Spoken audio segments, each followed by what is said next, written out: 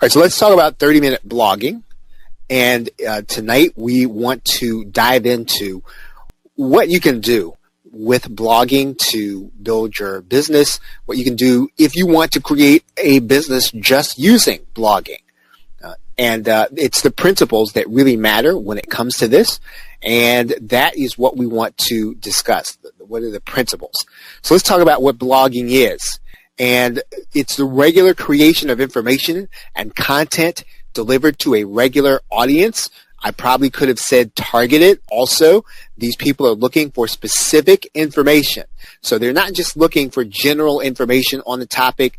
You have narrowly defined a particular area. So a business blog is not necessarily a blog, right? It's a news site. If you are talking about something specific about business, as much as you can niche it down, you want to do that. Blogging is basically delivering something to an audience that wants something specific. That's why they come back to what is a blog. And I'll kind of get to that here in a minute. Blogging has traditionally meant that it's written content, right? That's what a blog has traditionally been. And it's typically done on WordPress or some kind of similar platform. Some people use Blogspot or other things like that. So the platform is not important, but that's what blogging has traditionally been.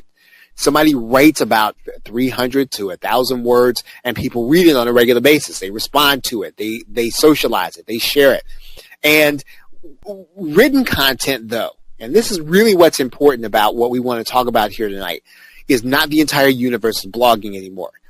So if you want to define what delivering regular content is, it's not written content anymore. It doesn't have to be. In fact, we've seen video blogs and YouTube channels, people who create content on a regular basis, and they have a regular following, and they have a regular stream of people who look forward to this content that they are producing, whatever regular is, right? If regular is daily, if regular is weekly, if regular is monthly, there are people who look forward to it, and it functions like a blog. It functions like the way a written blog used to. We know that there are what I would call an audio blog. People who do what's called online radio and podcasting, right? So basically, these are people who get on a platform and they will, on a regular basis, produce audio content. There are people who use Blog Talk Radio. There are people who use iTunes on a regular basis. Audio visual training, right? People who use sites like Facebook and they use the live feature, right? And again, this is regular. So we're talking about something that happens on a regular basis, not something that what I call is episodic. So in other words, it doesn't just happen here and there. It's something that's pretty regular. It's something that people expect. It's something that people look forward to. It's something that people schedule their time around. So audio-visual training. Now, when I use the term training, I really mean that you're opening up something live. Basically what we're doing right here. You're going to be on live. You're going to be taking questions. You're going to be working with people. You're going to be kind of interacting with people. So interactive. And, of course, live in-person training, seminars and workshops. Now, you might say, now, how is that blogging? What does that have to do with anything? Well, if you're doing a regular training and you were doing it on a regular basis and you're delivering this content fairly so that people schedule their time around it, it is going to be almost the same as blogging. Because again, you have an audience of people who know what to expect, and they're coming back to the very same thing every single time. So what do you need before you decide on which platform you're going to do? So maybe you're deciding, I'm going to do audio blogging. I'm going to do Facebook Live. I'm going to do YouTube Live. I'm going to continue to write. Well, what are you going to do first? You have to decide on a platform, but before you decide on that, what are you going to need? And this is probably going to be probably the most important part of what you're going to do before you decide on a platform. You need a subject, a topic, or a niche that you are knowledgeable about, or one that you can become knowledgeable about. You really do have to be able to tell people something. Otherwise, they're not going to come back. A blog or a podcast, whatever the case is, it really depends on you being knowledgeable enough for people to invite people back to what you're talking about. You do need to have some affinity toward it. You do need to like what you're talking about. And I'm not saying that you have to be in love with it or you have to have a passion about it and all the other stuff. What I am saying, though, you need to know what you're talking about, and it can't be drudgery to you, right? Because you've got to produce this content on a pretty regular basis. And I use the phrase that you've got to have the ability to take in a massive amount of content and give the audience the overflow. And this is really probably the most important thing. I mean, if you're going to be involved in internet marketing or some branch of internet marketing, you have to be willing to take in a massive amount of content, and you're going to give people back a little piece of it, right? So whatever you're taking in on a regular basis, that is really what you should be blogging about. Now, if you're not taking in content on a regular basis, whatever your topic's going to be, this is probably going to be the starting point, right? You need a steady diet of whatever it is you're going to be delivering inside of your niche, right? And I know this stuff you know already. I'm not giving you anything new, but it bears saying that you and I really do, before we can give out a little bit of information, we got to be taking in a lot.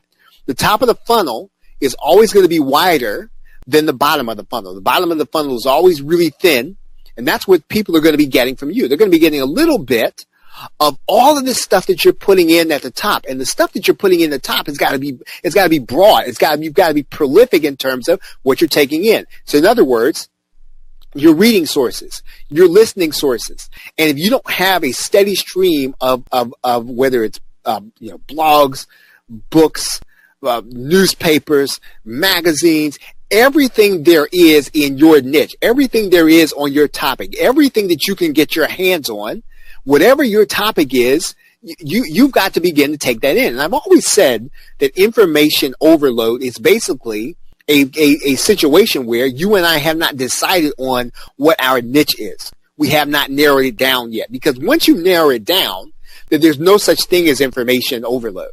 Because basically, you're probably trying to chase information. When you decide on your topic area and you narrow it down, you will be chasing more information than the information chasing you, because you will filter out everything else that isn't relevant to what you got to take in and give out to people.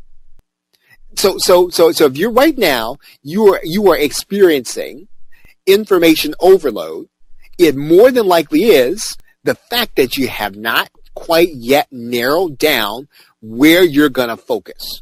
And that is going to be that is a key decision before you start on a platform, before you start let's say you're going to start a Blog Talk Radio show. Well, what are you going to focus on? What are you going to give people? Even if you're going to go and get guests all the time, those guests have to fall into a genre. They've got to fall into a category. They've got to fall into a topic area. They've got to fall into a niche, whatever you want to call it. And in order to know who to contact, you've got to be taking in a lot of information. And that information has got to be focused in an area. Now, if you get what I'm saying, put the number 1 in the question box. It is the thing that is the most difficult thing for us to do, because there is so much information. It is the most difficult thing to do because there are so many different things that we have to then rule out. And it is a discipline for us to be able to then start ruling things out so we can get focused on the thing we're going to focus on. Focus on the thing we're going to major on. Now, this is also important. And this is one of the steps that, you probably know a number of people who are doing podcasts. I know a number of people who are doing YouTube channels. And here's the step that I think that if you and I could help them with something, it would be this. You've got to be able to see before you get started some alternative ways to monetize. Right? So don't start down in a niche and there's no way to monetize it. So again, it could be that, you could love the subject.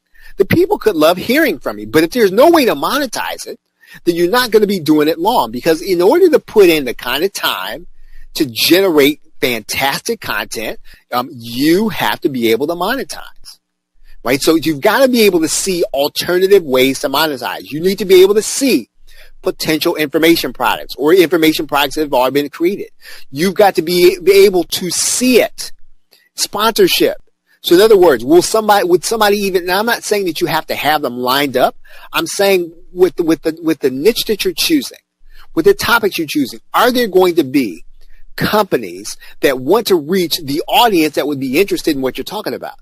Sponsorship, advertising, right? Are there going to be companies? Are there going to be people? Are there going to be, let's say, solo business owners who would be willing to advertise based on the stuff you're going to be talking about? Again, this is you do need to be able to see this part up front. And I'm not saying, if you don't have all the money, right? If you haven't gotten paid, don't do it. Don't start a blog. What I am saying, though, is you have to see these alternative ways of monetization, information products, sponsorship, advertising, and affiliate marketing. Are there products you can sell? Right? Are there products that you can become an affiliate and that you can sell when people come to your site, when they come to your, to your blog, when they come to your podcast, when they come to your radio show?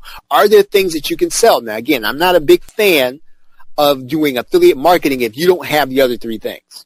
Right? If you don't have the other three things and you've got an audience, then what you and I have to do is we've got to develop these other three areas. We've got to develop information products before affiliate marketing. We've got to develop sponsorship before affiliate marketing. We need to develop people who would be willing to advertise with us before affiliate marketing. Again, I'm all about affiliate marketing, right? But again, there are three steps that will help you to control your destiny.